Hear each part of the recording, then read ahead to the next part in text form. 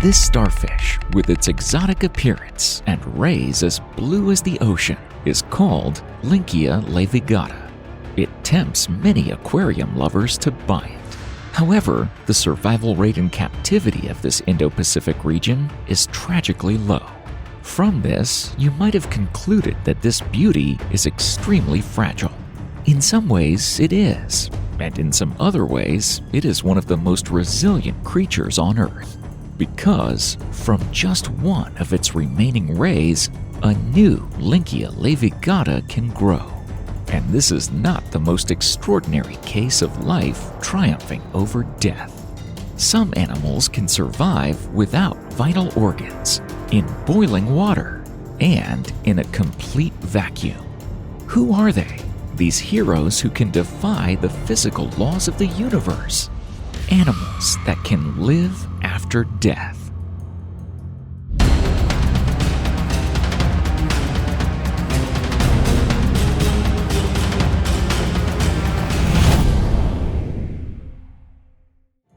Don't forget to like this video and subscribe to our channel to watch even more exciting episodes.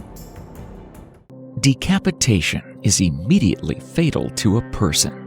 Can it be any different for anyone else, you ask? Well, yes. For whom? Superhumans? Cyborgs? Actually, for example, for ordinary cockroaches. It's all about the structure and function of the internal organs. In humans, our tissues are oxygenated by a high-pressure circulatory system. If you cut the carotid arteries in the neck, you'll bleed out in minutes. Even if the cuts are immediately clamped, the body will not survive without nerve signals from the brain ordering the rest of the organs to breathe and function. Because when the head is severed, the brain's connection to the rest of the body is severed. The human respiratory apparatus is largely located in the head. There, our nose and mouth are the places where air enters our body. From there, the air enters the trachea and lungs, where the blood is saturated with oxygen. It carries oxygen to all the organs and tissues of the body, and in turn gets rid of the carbon dioxide produced by metabolic processes. In other words, if there is severe blood loss and blood pressure drops, oxygen will not be able to be delivered to all parts of the body, resulting in death. But cockroaches, like most insects, do things differently. They breathe through a network of tubes connected to openings called spiracles, located on the body's surface. In other words, oxygen is not transported through the circulatory system. Their brains mainly process sensory information from their eyes and antennae. But many other actions, such as running and responding to touch, are processed by mini-brains, ganglia, in each body segment. Ganglia are clusters of nerve tissue capable of performing basic functions responsible for reactions. Cockroaches can do many things without a brain, using only these ganglia. So what happens when a cockroach is decapitated? Actually, a pretty amazing thing. Its head can continue to live its own life for several hours, waving its antenna and reacting to light and other stimuli. It will also lose only a few drops of hemolymph, which replaces blood, and the wound will quickly close with something like a blood clot. The scientific study of the headless cockroach was conducted by neuroscientist George Horridge back in 1962. In the experiment, headless cockroaches were held over a saline solution that shocked one of their legs with an electric current. Over time, the insects learned to keep their paws elevated to avoid electrocution. In another study that measured the heart rate of cockroaches that had not been decapitated, scientists could hardly hold the subjects as they tried to run away. But without heads, the cockroaches proved to be slow-moving and perfectly docile objects that didn't wriggle and run anywhere. A decapitated cockroach would eventually die of hunger and thirst, but that could happen in a few weeks. Yes, cockroaches are one of the most resilient species on Earth, but they aren't capable of causing after-death damage like our next heroes. Yes, you heard right. Frogs are amazing animals. Despite their fragile appearance, they have countless strategies for coping with the harshest climates. They can be found above the Arctic Circle, in deserts, humid rainforests, and between. Some of their strategies for survival in extreme conditions are simply ingenious. For example, hibernation and estivation. That is, winter and summer hibernation respectively. Hibernation is a typical response to a cold winter in temperate climates. Once the amphibian finds a suitable location protected from winter weather and predators, its metabolism slows down tremendously. With the onset of spring, it wakes up and begins to feed and reproduce. Aquatic frogs, such as the leopard frog and American bullfrog, usually overwinter underwater. Terrestrial frogs tend to overwinter on land. American toads and other frogs that dig well burrow deep into the soil, below the freezing line. Some other frogs, such as the wood frog, instead seek out deep cracks in logs or rocks, or burrow deeply into leaves. These places are not as well protected from cold weather and can freeze with their inhabitants. Yet, the frogs do not die. Why? They have real antifreeze in them. The high concentration of glucose in the frog's vital organs prevents freezing and the formation of ice crystals, which are destructive to the body's soft tissues. The blood also begins to produce a mixture of glucose and glycogen. As the temperature drops, this mixture is absorbed into the cells. It keeps each of them elastic and prevents ice crystals from forming. So what happens to a partially frozen amphibian? It will stop breathing and its heart will stop beating. The frog will look completely dead. But when the temperature rises above freezing, the frozen parts of the frog will thaw and its heart and lungs will start working again. A frog can go through several cycles of this hardening and thawing. And summer hibernation is a response to the prolonged dry season in some tropical regions. The most famous estivating frogs are the ornate horned frog from South America and the African bullfrog. When the dry season begins, they burrow into the soil and hibernate for several months. But before that, they do a clever trick. They shed several layers of skin, forming a virtually waterproof cocoon that envelops the entire body, leaving only the nostrils open to breathe. The frogs remain in this form throughout the dry season. When the rains resume, they break free of their coverings and wade through the wet soil to the surface. The situation is similar for some species of flies. Some species are so resistant to freezing that they can even survive immersion in liquid nitrogen at temperatures of almost minus 200 degrees Celsius, minus 328 degrees Fahrenheit, with no ill effects.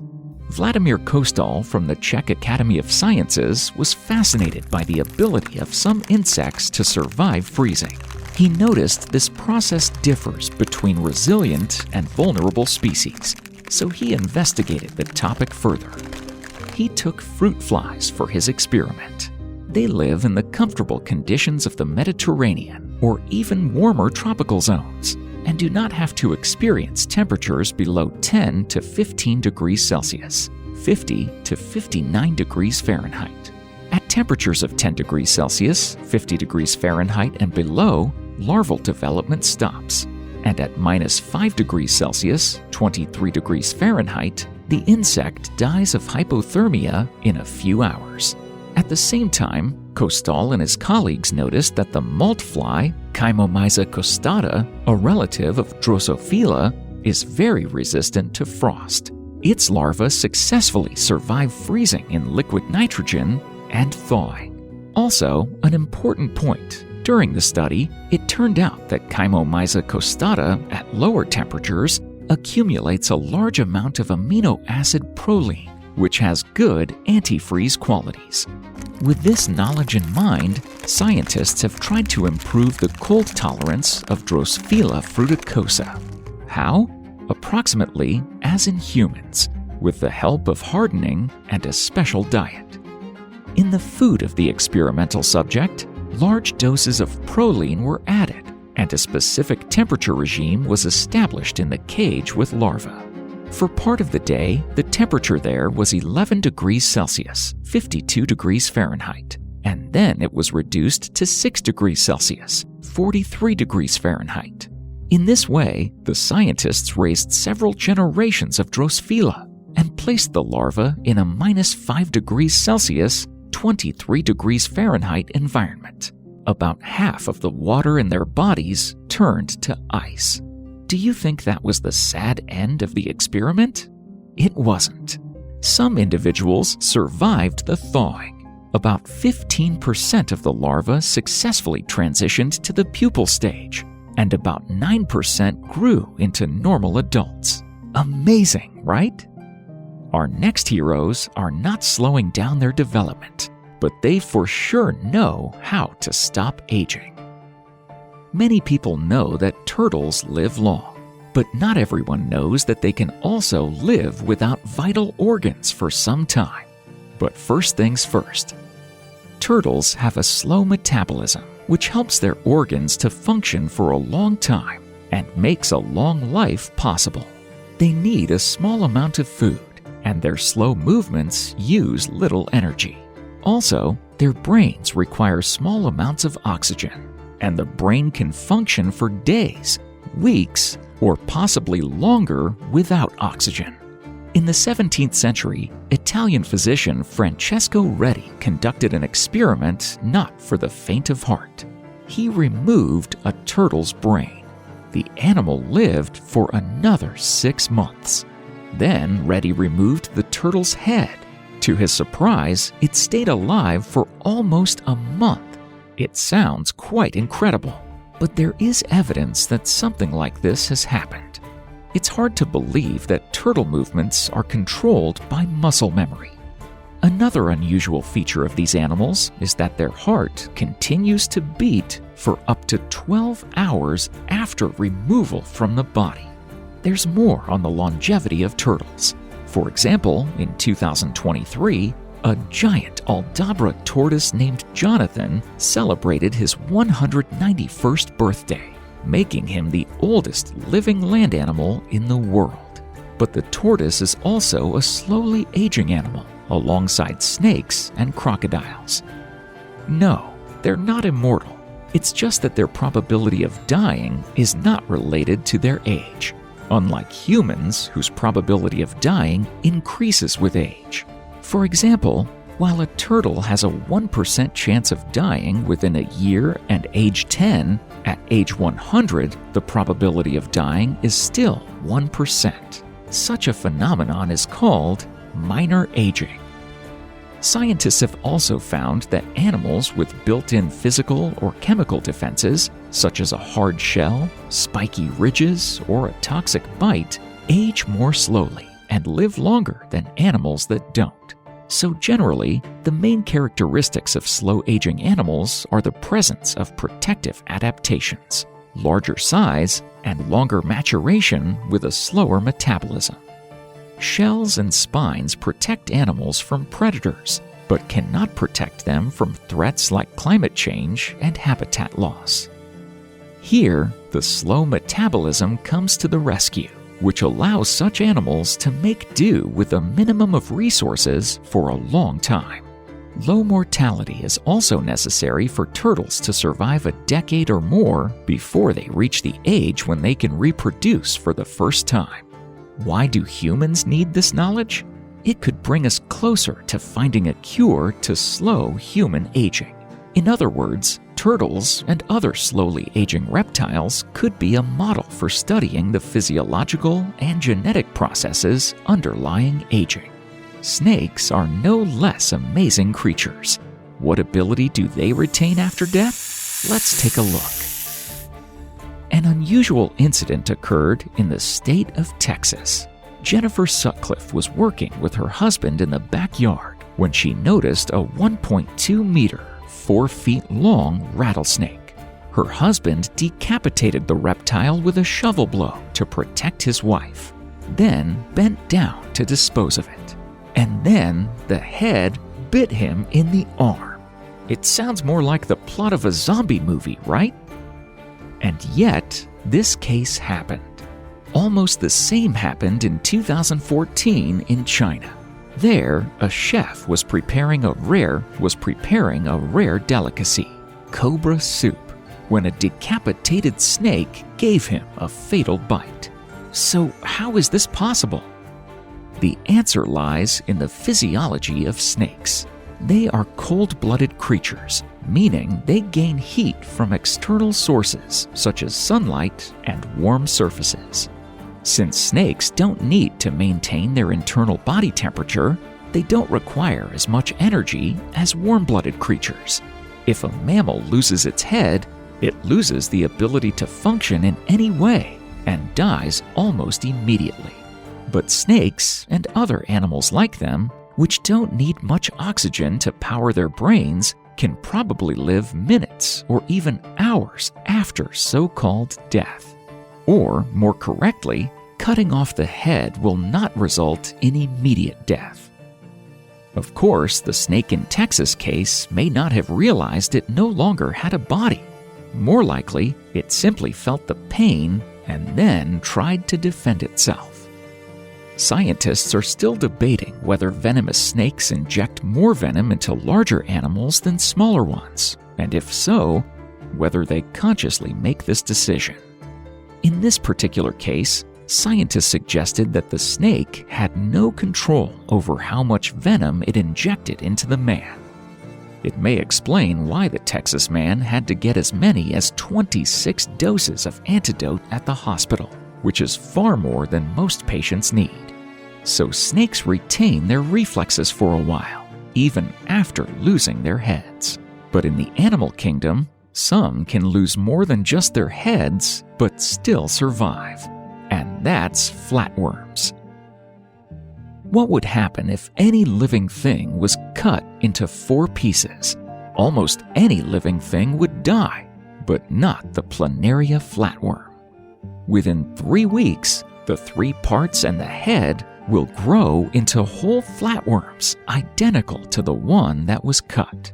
They will be brown and about 1 centimeter, half an inch long. Let's look at one of these pieces of planaria in more detail. How exactly does the process work? After a week, it will have tiny eyes grown from scratch. By day 12, a new head and a new tail, both translucent. After another week, they will turn brown. Say hello to the new worm. Cool, right? After all, when we humans are severely injured, the best we can hope for is that the wound will heal, but our limbs won't grow back. Healing is more like closing a wound. So how can planaria grow their entire body anew, even their head? What's their secret? Cells called pluripotent stem cells. They make up 1/5 of the body and can grow into any new body part. Humans only have these cells at the embryonic stage, before birth.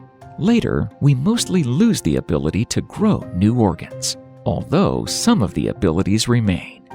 But can you kill someone who can regenerate even with a small piece of tissue? Yes, for example, with radiation. In one experiment, a planaria was exposed to penetrating radiation, causing it to lose its ability to regenerate, and the flatworm's days were effectively numbered. It would have died rather quickly. Instead, the scientists saved the individual. They transplanted a special stem cell called neoblast from a donor planaria into its tail.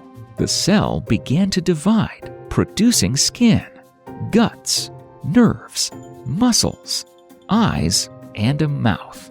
2 weeks after the transplant, the planaria recovered, meaning it had fully regenerated.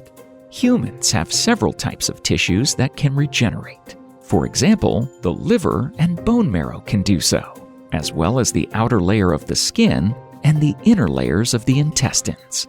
But the way most other tissues heal is not by fully regenerating, but by forming a scar tissue, which essentially just patches up holes rather than restoring functionality. Scientists hope that planaria will tell us how to make our stem cells grow fully healthy limbs or organs to replace damaged or lost ones. But at least there is already a treatment method that helps restore fingertips after an accident. In the course of it, a powder made of animal collagen and substances that stimulate cell growth is applied to the wounded finger. New stem cells are attracted to the wound and regrow the fingertip. It may not be identical to the lost one and may be different in shape, but it is at least some noticeable steps. Patients also regain 30 to 40% of the muscle lost in serious injuries, such as car or airplane accidents. In order to accomplish this, patients first undergo physical therapy for 4 to 16 weeks. After that, they have surgery in which part of a porcine bladder is implanted into the areas of injury. It contains proteins that can awaken the body's latent ability to regenerate tissue intensively. Finally, patients are treated with another 6 months of physical therapy. In this way, new soft tissue is formed, fully functional, and people are able to walk fully again instead of limping for the rest of their lives. This is the case of 19-year-old Marine Isaias Hernandez. He suffered a bomb blast and lost almost 70% of the muscle in his right thigh. Doctors wanted to amputate the leg because with a prosthesis he would be more mobile and in less pain than with a badly injured leg. But in the end, the method described above helped him. The muscles in his leg recovered, and he was no longer in pain. Let's hope that by expanding the knowledge of planaria stem cells, scientists will achieve much greater results. However, there's another living thing that can literally cheat death. While humans have been exploring every corner of the earth and even the heavens in search of immortality since ancient times, it may have been hiding in the ocean. We're talking about none other than jellyfish. So what is it that they can do? Can they regenerate like flatworms? Or do they live as long as turtles? No, it's something else. When we think of jellyfish, we think of them as floating umbrellas with tentacles stretching out. But that's actually the second stage of their life. But jellyfish begin their lives as larvae, tiny cigar-shaped creatures that search the water for a rock or other convenient object to attach themselves to. When this happens, the larva grows into a polyp that looks like a tiny actinia. A colony of these polyps can cover a boat dock in a matter of days. When the polyp reaches full maturity, young jellyfish bud off from it. Now, let's move on to the end of a jellyfish's life.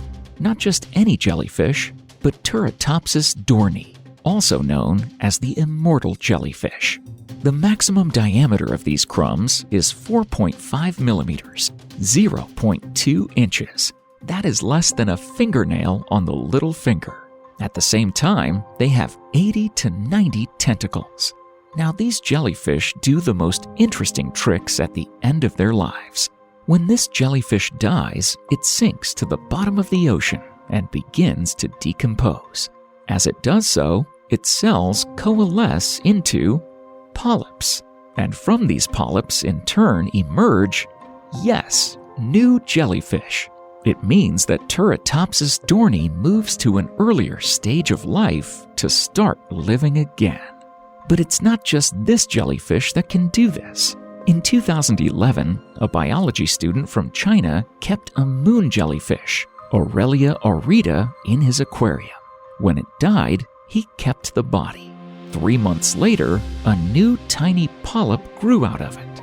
In all, such a regeneration process has now been found in about 5 species of jellyfish. What benefit is it other than eternal life? Although there is a lot of that, you'll agree. The trick is that when a jellyfish is weakened by age or disease or faces danger, it can activate its incredible survival mechanism and regenerate. In doing so, its bell and tentacles begin to break down. Next, it turns into a polyp and then back into a jellyfish. And this can happen over and over again. That is, this tiny creature, figuratively speaking, presses the reset button. Such a jump back in the process of its development, jellyfish can do in response not only to physical damage, but even starvation. The result is the emergence of an individual genetically identical to the injured jellyfish. Can scientists use this knowledge to create a recipe for immortality for humans? Research has not yet given concrete results, but who knows what the future holds. Now, let's move on to other aquatic creatures capable of repairing themselves. If you live near a freshwater body of water, one is likely near you right now. These little invertebrates can be found in ponds, lakes, streams, and rivers, usually on the underside of rocks or leaves. And there, right under your nose, they're aging, yet not biologically aging. The creature in question is a Hydra. Yes, you're probably thinking of that Greek mythical water monster. Legend tells us that the monster grows new heads to replace one severed head. Real Hydras are very far from this snake-like creature. They look like tiny tubes with tentacles sticking out at one end. Hydras are only about 25 millimeters, about an inch long, and have tentacles at the end of their tubular body to catch prey such as insect larvae. But they really resemble those mythical monsters in one way. If you cut off the Hydra's head, it will grow a new one. And if you cut it into several parts, you get several new Hydras. How do Hydras grow new heads? It turns out that they use different genes when they regenerate a new head due to trauma, and when it grows in their sexless reproduction, budding. In doing so, they constantly produce new stem cells, springing up fresh cells every 3 to 4 weeks. It means that on average, Hydras replace all their cells in 20 days. Most of them are stem cells. In other words, they can continuously divide and turn into any cell type in the body. We talked about them when we were talking about flatworms. All this means that as Hydras age, they don't get weaker and don't get worse at catching food or reproducing. In other words, they don't age the same way we do. To study this process further, scientists in 2015 began an experiment. They created ideal conditions for Hydras with regular feeding and water changes. They observed the subjects for 8 years and discovered that the mortality rate remained constant and very low throughout the period. The birth rate didn't change either. In other words, in ideal conditions, the Hydra is almost immortal and eternally young. It can live for years, decades, and centuries, though in this case, it doesn't mean the Hydra can't die. It will happen if the food runs out, the Hydra is eaten by a fish, or the water becomes polluted. In fact, these creatures are so sensitive to environmental pollutants such as metals and pharmaceuticals that they have been used to measure the effects of these substances.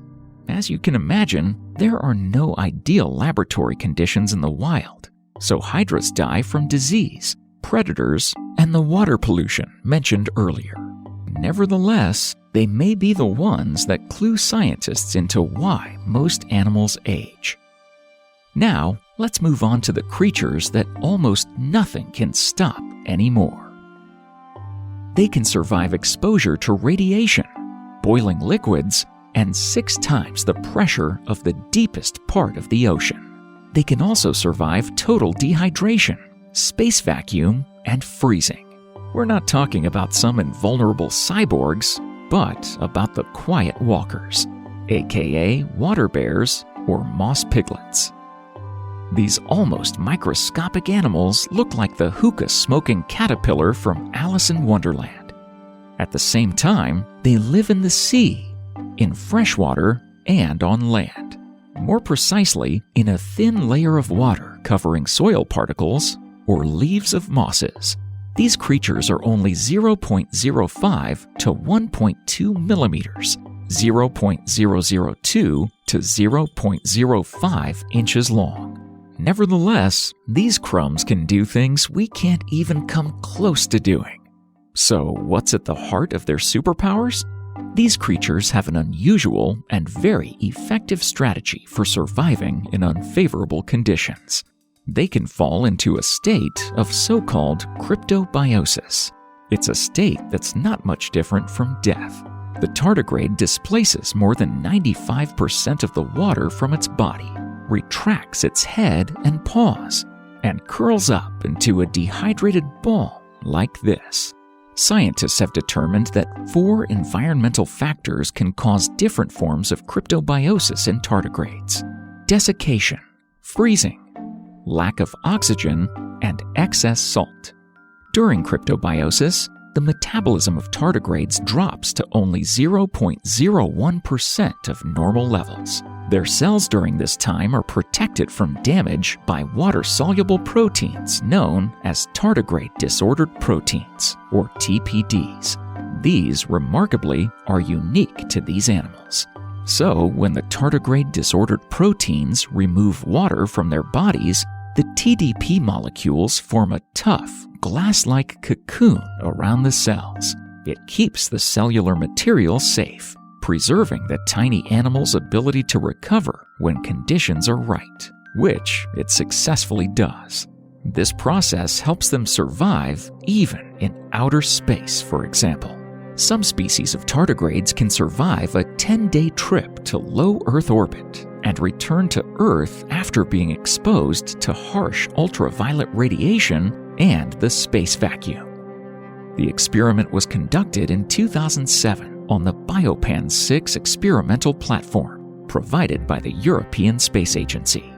Dried individuals were kept in Earth orbit at an altitude of 258 to 281 kilometers above sea level, 160 to 175 miles on the outer surface of the spacecraft. The experiment showed that tardigrades well tolerated the effects of space vacuum. But combined vacuum pressure and solar radiation was a challenge. The survival rate was significantly reduced. Nevertheless, they were the first organisms besides lichens and bacteria to endure such conditions. However, tardigrades still have weaknesses. They literally wither in the heat.